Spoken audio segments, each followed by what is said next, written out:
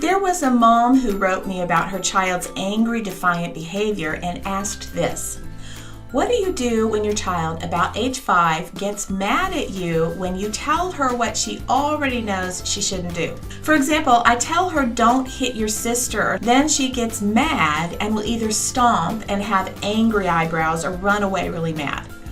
I don't feel like displaying anger is the appropriate behavior. She is right. Anger is not the appropriate response to being corrected, especially when a child already knows what they did is wrong. The appropriate emotion in that case would be sorrow and a desire to make things right.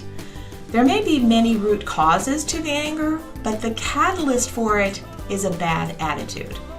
When a child, or an adult for that matter, has a wrong attitude in the first place, they will show an inappropriate or disordered emotion.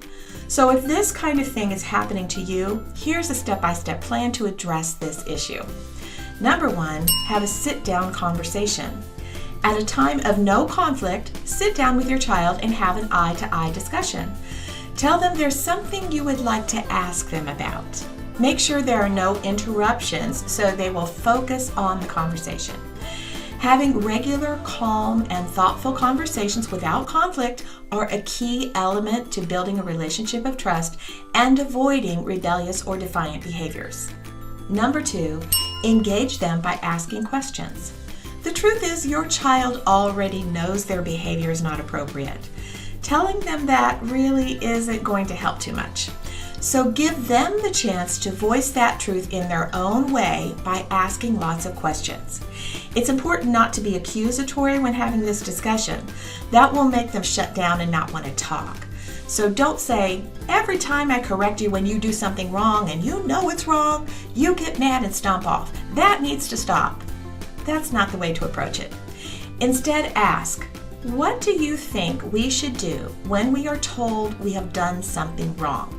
Should we get angry and stomp off? Or should we listen carefully and apologize? Give them a moment to think about it and answer. And another good question, how does responding in an angry way to correction help the situation?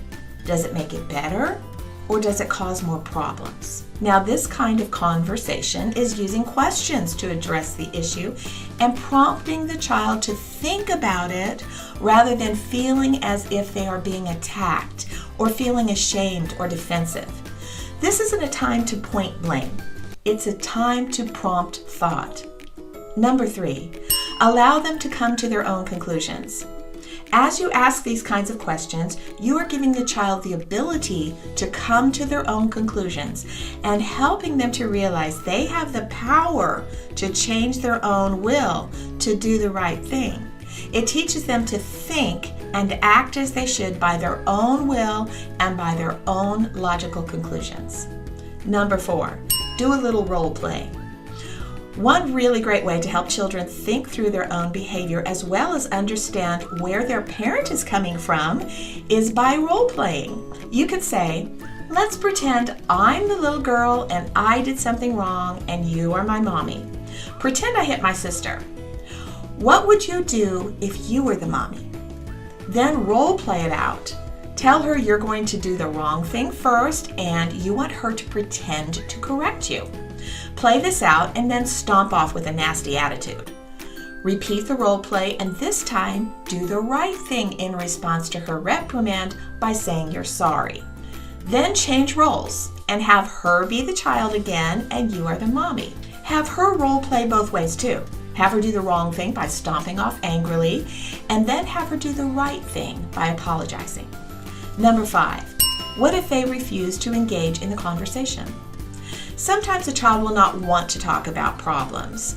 They will purposefully not pay attention, completely refuse to answer, try to distract you, and etc. If this happens, don't get angry and don't force the conversation to happen right that moment. You could say something like, it seems like you aren't quite ready to have this conversation right now. That's okay, but it is necessary. So I'm going to let you take some time, as much as you need, to prepare yourself for this discussion. Then tell them to go to a quiet place alone with no distractions and to come and let you know when they are ready to talk. Tell them they are not in trouble, this is not a punishment, but also don't allow them to do anything else until this discussion is done. Number 6, what to do after the conversation. After this conversation, let's say your child hits their sibling or does something else that they know was not appropriate. Tell them to come to you and ask them to explain what they did wrong. Don't tell them what they did wrong. They already know. Allow them to be the one to say it. Remind them of your role play and that this is the time to do the right thing. Them saying the words themselves will help them own their behavior and take responsibility for it. If they refuse, again, don't get angry. They're still learning how to behave. They're learning how to think through their actions and make right choices. And you have to realize they will make mistakes. So don't let them get by with it, but recognize this is part of the process. Tell them they can go sit out until they're ready to explain what they've done and remedy the problem.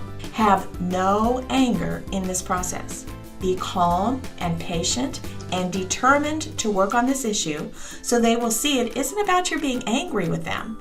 It's about solving a problem. Number 7, be consistent.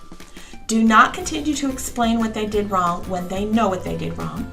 Have them say what they did and hold them accountable to own it and apologize. This action of having them speak out loud what they did wrong will also allow your children to have experience in owning their own mistakes in the future, which will help them grow and flourish in relationships with those around them. If you have a question you would like me to do a video about, please write it in the comments below, or you can write me at holly@mommyanswerlady.com. Parents, you can do this. Please remember to subscribe and hit that like button, and I would really love to see your comments below. Thanks for watching, and I hope to see you here next time.